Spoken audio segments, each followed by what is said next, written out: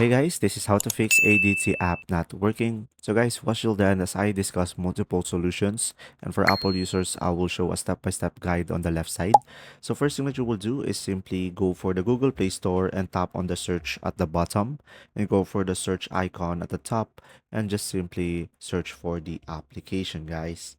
And now from here, just simply go ahead and tap on the app. And when there is an update, you should be able to update it over here. Instead of open, you should be able to see update and just simply tap on that.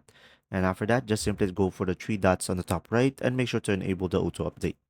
Now, another solution, just simply go for the ADT application. And after that, go for the app info. And from here, just simply go for the storage and tap on clear cache, and you should be able to fix it.